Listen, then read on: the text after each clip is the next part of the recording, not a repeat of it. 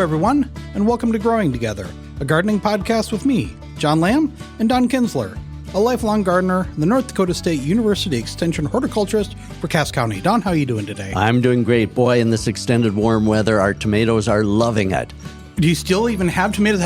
Are there still tomatoes left to ripen? They are still ripening, yes, because, typically this time of year, the tomatoes may have all been frosted. But yes, one reason that why Mary and I plant 48 tomato plants is to make sure we have enough, because at the end of the season, oftentimes some are just left green out in the garden. So, but man alive, we've got bushels of tomatoes, but that's good. Good problem to have. How about you? How's everything going in your yard? We've got some indeterminate tomatoes that are still growing and I would say that there's probably about 5 that I can see. There may be some hidden ones that I'm waiting to turn. After that, we may just decide to pull them out just to kind of start cleaning up. But it's fantastic, isn't it? It's just great. And we've got our squashes are coming in. We still got squashes that are just starting to form, the little delicatas. And everything's great. It's been a great growing season. It is. And I think we all love the 4 seasons, or at least 3 out of the 4. And it's been fun to have. But I think many of us gardeners are ready to turn our attention to fall. Yeah. I'm ready for a little cooler weather. Yeah.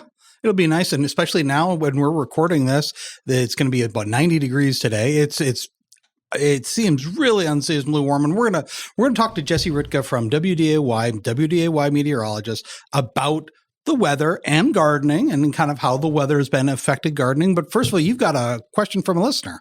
I do. Nancy writes in, "Hi, Don and John. I've been listening to your podcast and decided to ask some of my burning questions."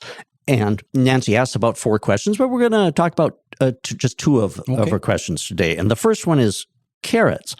Nancy writes, "I too harvest my carrots after a nice frost. I'm curious how you process and store yours. I wash mine, remove the green top, and put them in bags with a paper towel in the basement refrigerator." She says, they do, after a couple of months, start sprouting. Okay, well, thanks, Nancy, for asking the question.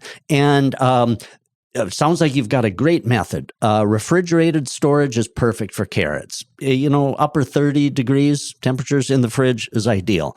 In the old days, people had a root cellar that would stay upper 30s, and that was perfect. Carrots like the humidity type storage, so inside plastic bags are perfect. The only thing that I would suggest is don't wash them. Carrots have a natural waxy coat that helps them to store longer, and if we wash them, we're removing some of that natural storage life capacity of them. So if you dig them at just the right time, the dirt will kind of come off and you won't have to wash them. So that's the only thing I might add. The other thing that Nancy asks about is about potatoes. She asks, how do you get the dirt off of your potatoes? And, well, of course, again, potatoes will store better generally if they're not washed. I know in the grocery store they wash them before they bag them, so they're kind of almost ready to go for us. But for home gardeners, the potatoes will store better if we do not wash them. Again, washing takes away kind of that waxy coat. Left unwashed, your potatoes will easily store at temperatures of around 40 degrees until April or so. And so digging them at just the right soil moisture, if it's too wet, the soil is going to cling, especially heavy clay. You'll have this gooey clay coating on your potatoes. So I try to dig my potatoes. If there's rain in the forecast, I try to beat the rain. And at just the right soil moisture, even heavy clay, the soil will fall off. So again, the bottom line is probably try not to wash the potatoes, and same with the carrots. Yeah, so thank you, Nancy, for writing in. Would you store them in a paper bag and just kind of potatoes? Potato refrigeration is a little chilly. A refrigerator is a little chilly for potatoes. Okay. So even though carrots like that, potatoes will tend to get a little sweetness to them, maybe a less than normal sweetness to them. And if you fry them, they might turn a little unnatural brown because of the sugars that are formed. And so potatoes would rather be around 40 to 41 degrees, which is a little warmer than typical refrigerators. Okay. So root cellar, an old-fashioned root cellar works well. Or maybe it's a corner of the basement under the stairs, somewhere where it's less warm. than the rest of the basement. Or sometimes garages might work. Somewhat heated garage might work also if it's kept above freezing. Yeah. And you probably want to put them in something like a plastic tote or something like that. Just if you're in a garage or someplace where there may be critters to and kind of for sure not exposed to sunlight, right? Or even just light, because they'll quickly turn green and be unusable. All right. This was the first year I grew potatoes, and we found that the first batch that we pulled up was maybe a little dry inside. They were fully deformed, and the stalks had dropped. They had turned brown. They seemed a little dry inside. We were reading, we thought maybe we should have watered more. Does that sound about right? It could well be, okay. Yep. Once they start setting the tubers, continual, more constant moisture in the soil is required. All right. Well, if people have questions for you, more questions, anything related, what's the best way to reach you? Best way is to email me, donald.kinsler, Kinzler, @ndsu.edu.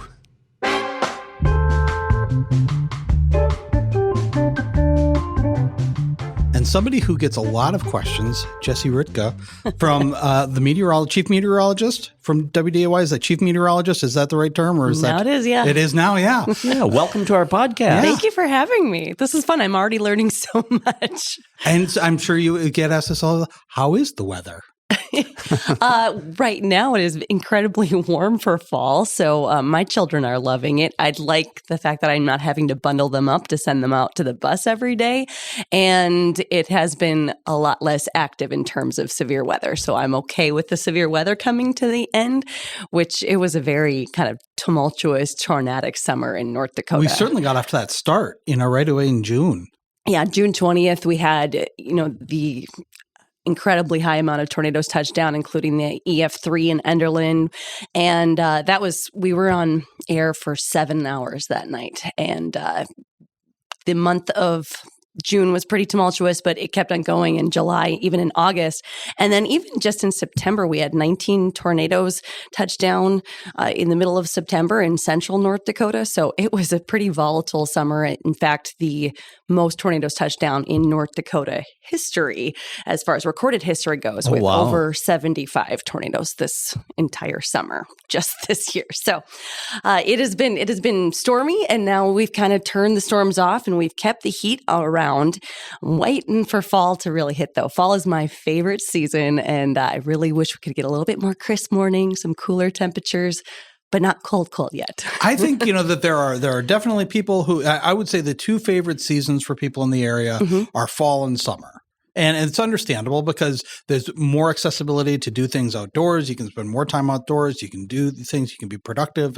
It's and I would say like this weather right now seems to almost be the maybe not the perfect, but this is almost right in the middle where you're getting a little bit. Sometimes some of those mornings are a little cooler. Yep. At night it's a little cooler. Some of the mosquitoes have died back a little bit. You're getting some of that. Okay.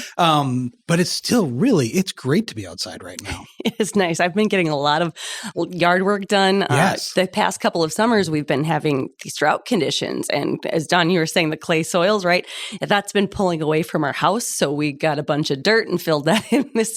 So we didn't have to worry about the rain. It wasn't too cold. It was just perfect weather to get a lot of that work done. And of course, gardeners watch the weather really, really carefully. Do you do much gardening of your own? So when I was in Wisconsin, we didn't do a whole lot. I kind of had a little herb garden, and that was about it because I do enjoy cooking. But when we came out here, the house that we bought has a nice vegetable garden plot in the backyard. And so I like doing experiments with my kids. You've probably seen some of those on the news.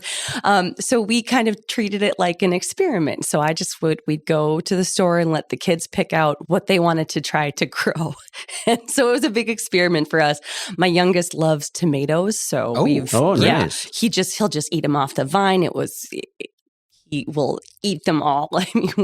So we have, I think, 4 or 5 tomato plants, which is a lot for we're in the suburbs, right? So I can barely even bring some inside. He eats them just right off there. My oldest loves carrots, so we kind of started with carrots, and we had a huge feast, a couple of years ago. This year, they didn't do so well. We got a little busy. But yeah, so it's kind of been let's try this, and we've done a few of the plants. Of course, it's well documented that if kids participate in gardening, they're more apt to eat vegetables because it's kind of fun to see how they grow, and so then you taste them and decide, hey, these are pretty good eating. Did you grow up in a gardening family? No, not really. I mean, my mom has a beautiful flower garden, but we didn't do anything that you could really eat. So I just remember she'd always be spending time in the garden, and when we first moved into our house. When I was a child, we moved when I was 5, and the house was on a hill and it was all grass. And now I'd say maybe there's 10% of my parents' place is grass now. It's turned all just into flowers and garden. It's just beautiful. What kind of flowers did she like to grow? Does she like to grow? Oh, everything. Great. It's just, she'll try. I mean, every Mother's Day, we'd get her something new. Be like, okay, let's get a rhododendron this year. And she likes the ones not so much the annuals, the perennials. So she'll do that, but then she'll just be out there weeding and, I'm going to add a little fairy garden now, or we're going to have little cool, what are the ones that are like Tinker Bells? That's what we used to call them. They look like little bells that are pink.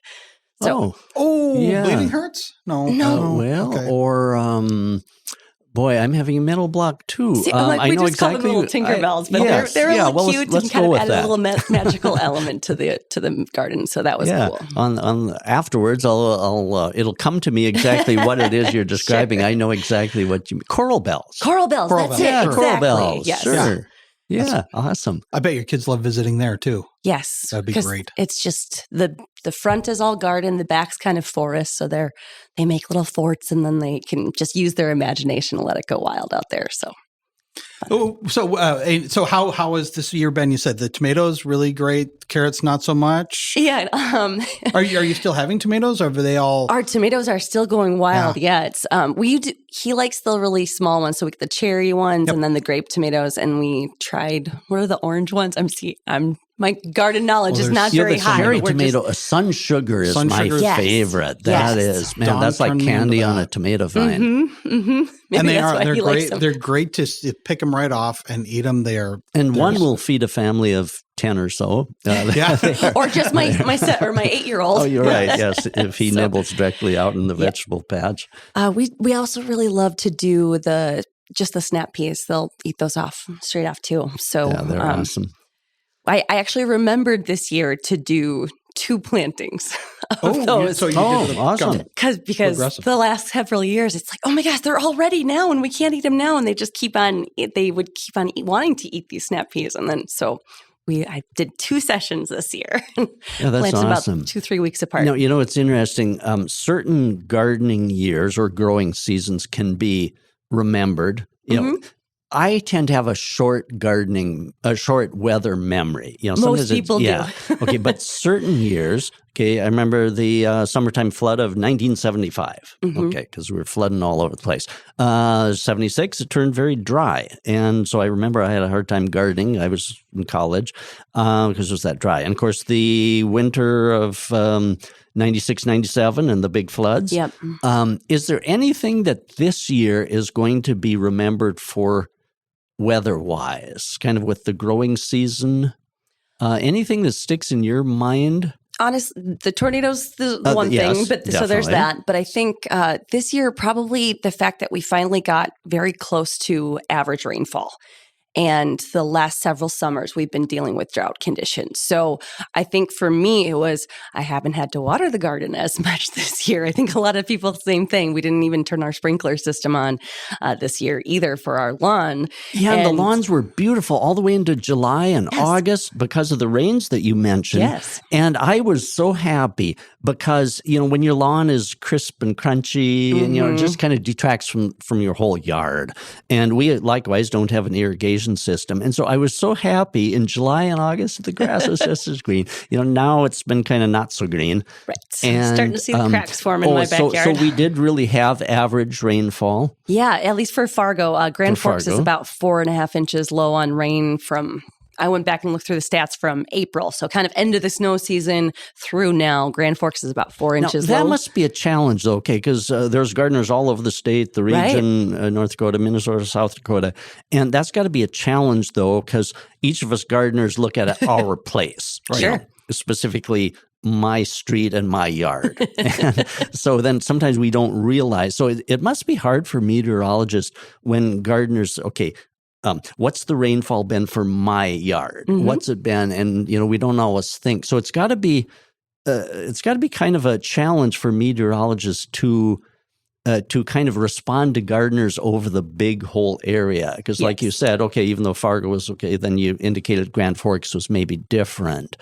And so that's got to be a challenge. Well, and even, West Fargo to Fargo and West Fargo to Moorhead and South Fargo. I mean, you get storms that for a while, the south side was getting hit in Fargo a lot more than the north side. So, and that's where the airport is. So, hey, even though the airport is saying, here's what this is, at our station, we've got our own rain gauge and we keep track of our rainfall there. We're higher than Fargo at the airport was. So yeah, it's a bit of a challenge to kind of gauge where gardeners are. And I mean, I'll do like a watering forecast occasionally. I'll throw, rain chances out there. But sometimes, you're getting a system that only hits part of our viewing area or part of the region. And it's you have to keep track. And so far this summer, it's mostly been south of Highway 2 that's been getting the beneficial rains. And folks up in the north are like, when's it our turn? So it's a bit of a challenge, but that's also forecasting in general. All right, let's take a quick little break and we come back more with Jesse Ritka.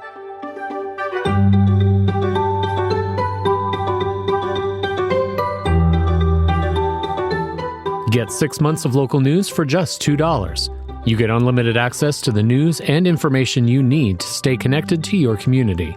Visit inforum.com/subscribe to get 6 months of local news for just $2. All right, we're back and we're talking to WDAY Chief Meteorologist Jesse Ritka this week. And we've just been talking about this year. You said really we've gotten a really pretty decent amount of rain or of moisture, precipitation throughout the year. And we were talking about that people have short memories. I remember last year that it seemed like in 2024, we had a very wet beginning. It seemed like we were going to get we were getting steady rains. It was all very nice. And then the second half of the summer really did dry up. Yeah, we were a month late, a year ago, a month late putting in our flowers and vegetables. Yep. But this year because it was just continually wet in the spring.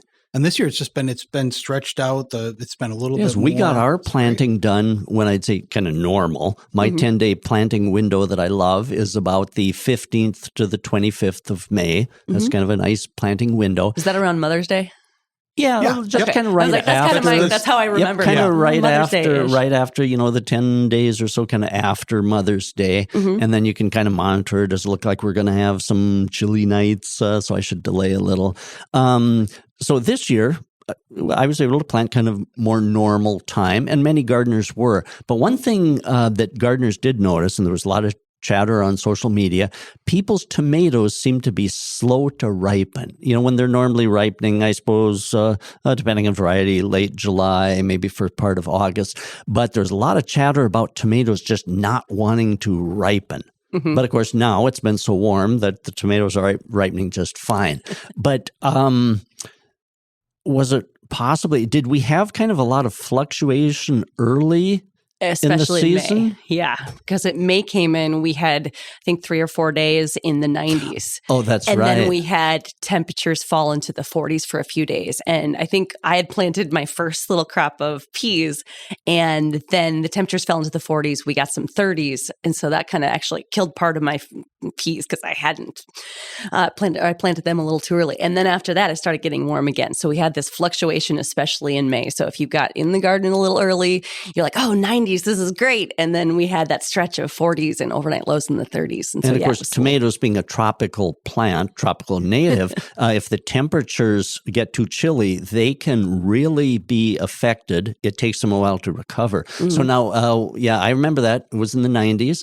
And then the 40, was that the daytime high? Those were the daytime highs. So that was the daytime high. So just think of 17th. a tropical tomato that doesn't really like to drop much below 50, and then all of a sudden you have daytime highs 40 and nighttime highs nighttime 30s.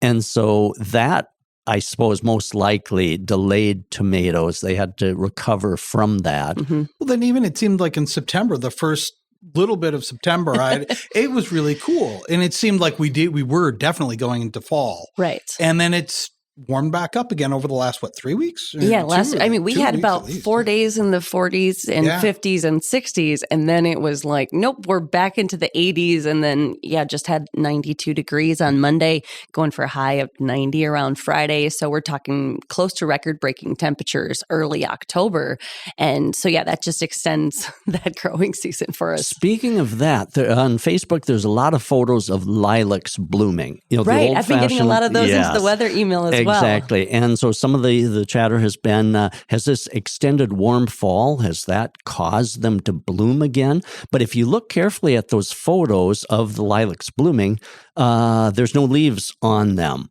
There's no leaves on them. So most of those were affected by foliage type diseases. And so the stress of the foliage diseases and all the leaves dropping off and that stress factor kicked the lilacs into bloom, kind of perpetuation of the species. I better bloom and produce seed because I think I'm under stress. I'm not going to die. Lilacs hopefully won't die. But my point being that the humidity or the moisture created a lot of fungus diseases on lilacs. Suddenly lost their leaves. Have you noticed, are we becoming more humid? I know we had a lot of rain, so for sure we know that.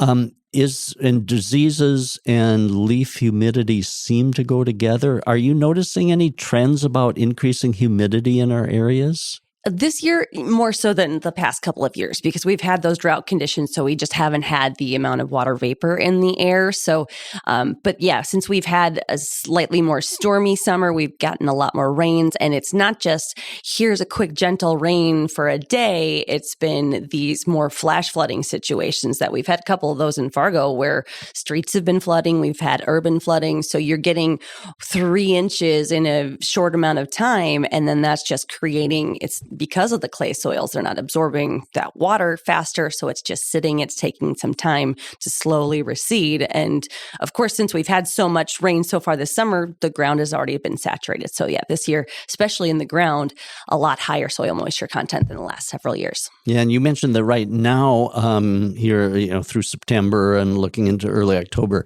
the ground is drying out. You mentioned kind of some of the clay soil is kind of contracting and causing, gaps and things. Is in the near range forecast, are we forecasting to get some moisture? The reason I ask is plants going into winter well hydrated is important. So in the near range, are we looking at getting some moisture that will help things get hydrated, or should we break out the water hoses again? I'd start breaking out the water hoses. Right now, it doesn't look like we're transitioning into a stormier pattern. There are some signs about La Nina, which, that one really isn't indicative of higher precip or lower precip as we head into closer to the end of fall and into the winter months. But right now, the way the pattern is shifting, it's looking like we're going to get these little bouts of cold, and it doesn't always necessarily come with precipitation. So far, the jet stream's been split up in Canada. So the polar jet stream's up in Canada. We've got this tropical jet stream way farther to the south, so we're not getting that moisture transport. I know a lot of people, though, were concerned because we had such a stormy summer that would continue into fall, and then that would continue to make our ground more saturated, and if we get a snowier winter, that would lead to flooding. So personally, I'm okay with the drying out for right now because that's going to help dry out our ground a little bit, so not make it so saturated before it freezes up. And then when we eventually have the snow, we're not going to have a surplus of moisture in the ground already. So drier ground is better for flooding, but not for gardens. That's true. And of course, when I did a little digging down in, there's good subsoil moisture. As you mentioned, it's kind of the top. And of course, for right now, soybeans are being harvested. Corn harvest is going to be coming. So, I mean, they do not want some moisture as they're harvesting. But right for my own yard, if a cloud could pass over my yard. I will work on that for you. If you could work on that, Jesse. I'd like maybe 1/2 inch to 1 inch if you could, just to get kind of the topsoil moistened, I should say. Yeah. All right. Let's take another quick break. When we come back, more with Jesse Ritka.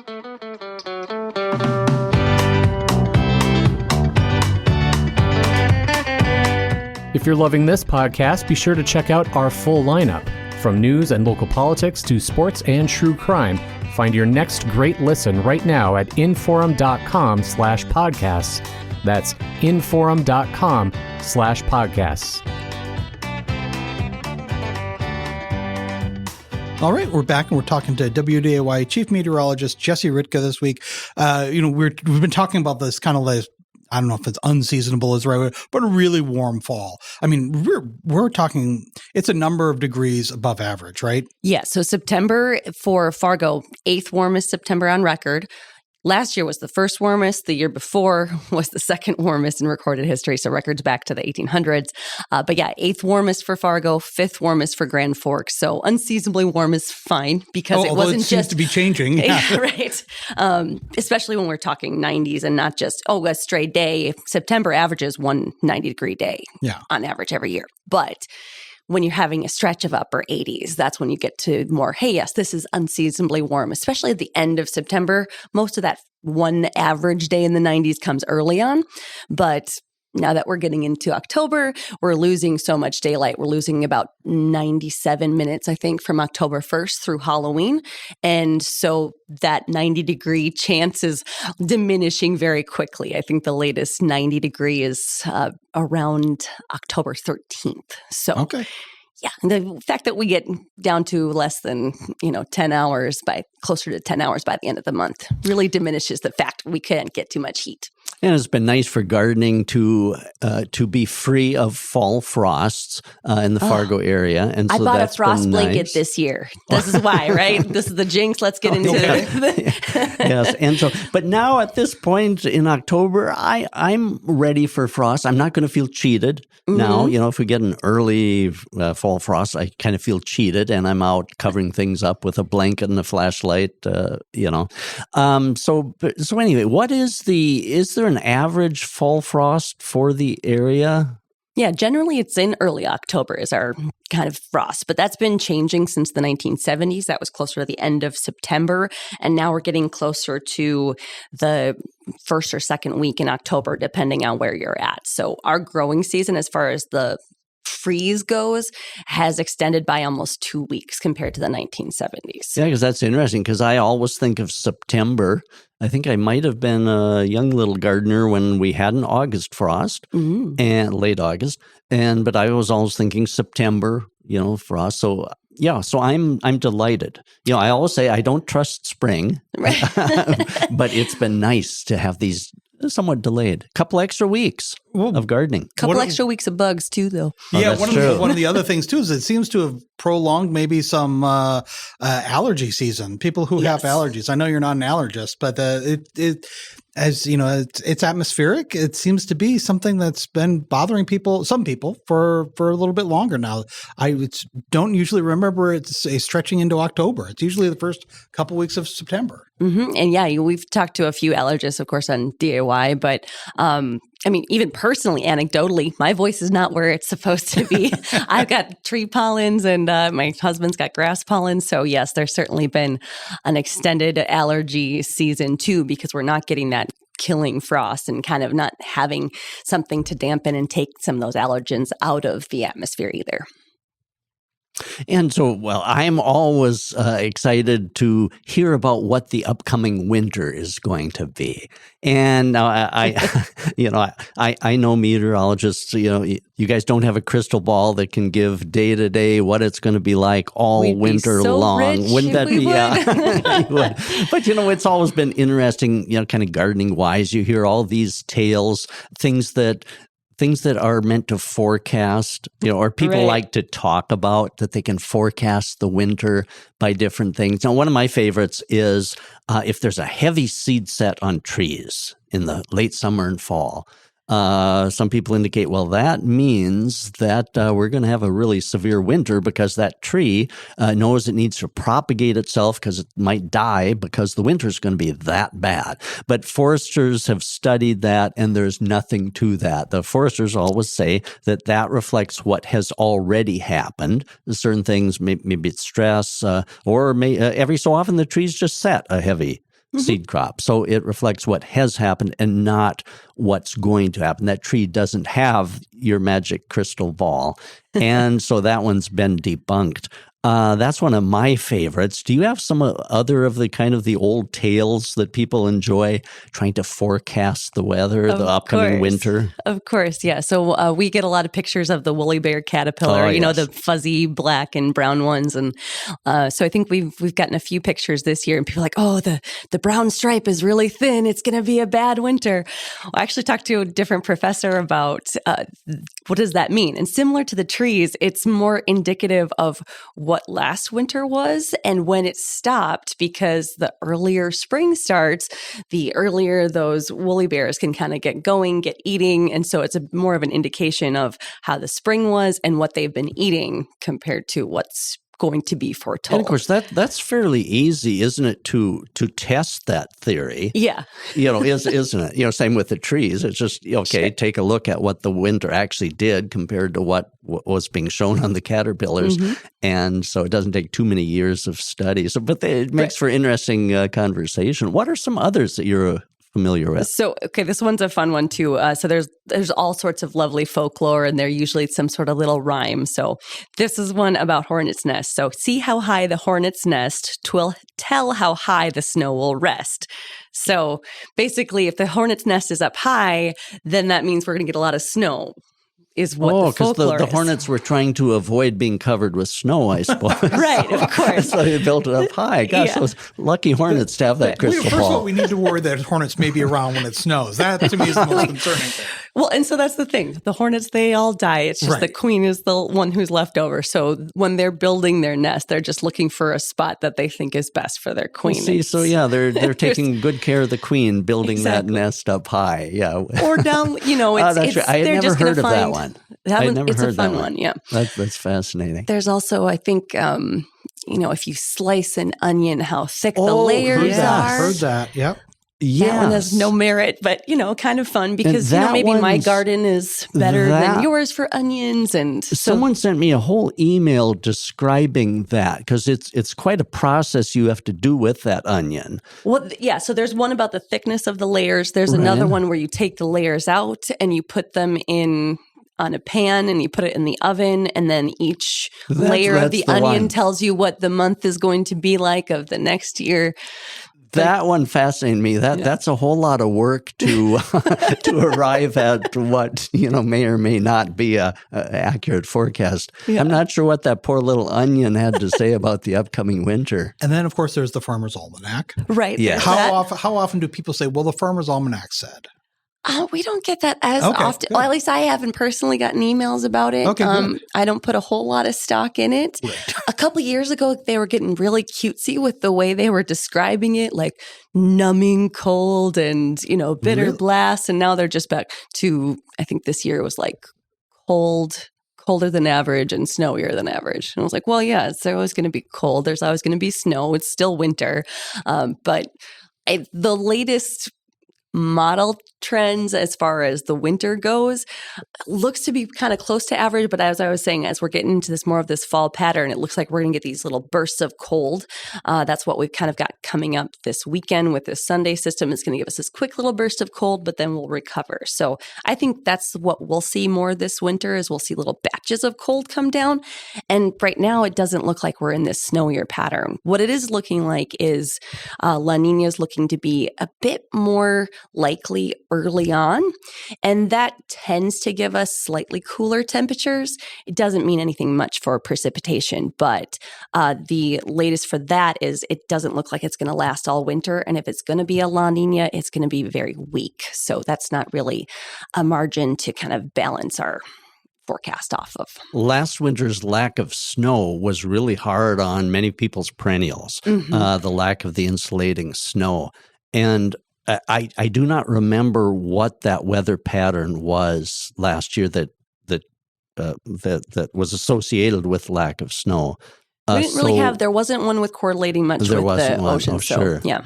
Yeah. So with those patterns that you kind of see projection, how would that affect snow? Not a whole. I mean, there's Not a whole. La Nina, when it's weak, it's not big indicative of either snow. What it generally will do is there'll be a big area of high pressure off the west coast. So that'll push the jet stream way far north into Canada. So into the Pacific Northwest, that would be warmer than average. It does bring slightly higher snowfall closer to the mountains, but that jet stream would dip down to our south. So we wouldn't be in the path of the jet stream on a general term. It'll wobble, of course, but as a general pattern, that jet stream would be to our south, which would bring the storms more to our south, and we would just be a little bit on the colder side as that jet stream is parked to our south, keeping the cold air to its north. Sure. Well, if we could get maybe 12 to 24 inches, of fairly consistent snow, maybe December 1st onward. So, okay, so Don, would be, if you can do that, Jesse. I'll work on that. My great. kids love winter. So Yeah, and just the right amount of insulating snow is really nice. because we didn't have that insulating snow next year, Don, do you have any recommendations for gardeners as far as should we be putting last year or 2 years ago? I think we talked about like maybe putting a layer of leaves out around plants or shrubs that may be susceptible. Is there any good things that people should start doing or considering? I think it's a good idea. And usually a person is looking at the month of November after there is some frost in the soil. The right amount of coldness and the right amount of frost in the soil is good. And so a little bit of frost getting in. So usually a person would be looking at protecting your sensitive things during the month of November. Get some frost in the soil so you can't stick a shovel down in. But then straw, leaves, 12 to 24 inches of leaves or straw. That's a good insurance policy. Since we don't know exactly the amount of snow, will it stay? Will it not stay? Anything that's a little bit sensitive, perennials that are a little on the borderline, I think it's a good insurance policy to add some mulch. And also, leaving the tops on, the above ground portion on most of the perennials. So what snow we do get tends to cling right over the plant. But we'd cut back the hosta, daylilies, iris, because they just turned to mush, peonies for disease. But most other perennials, including ornamental grasses, if we leave the above ground portion on, what snow we do get tends to stay right over the crown. So that would be a suggestion. And because we can get these open winters, as they're called, which are really tough on perennials and other things. So I would suggest, since many of us were burnt this year, may as well protect some of our more tender perennial type things. And since it's been a little bit drier now over the last month, should we keep watering? Get a lot some of us water kind in, of lose focus on watering so the that they go into so that the soil freezes up with moisture in, especially in the surface. I know there's moisture down below, but so that the surface has some moisture in it as well.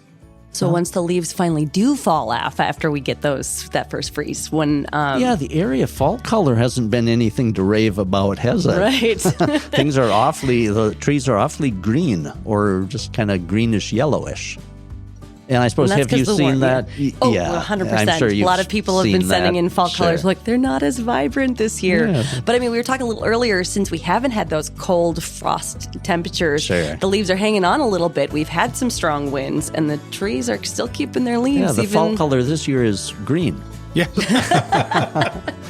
Not a bad fall color. All in all, not. All right. Well, Jesse, thanks a lot for coming in this week. It's been great to talk to you. Thanks so much for having me. I appreciate it. Great conversation.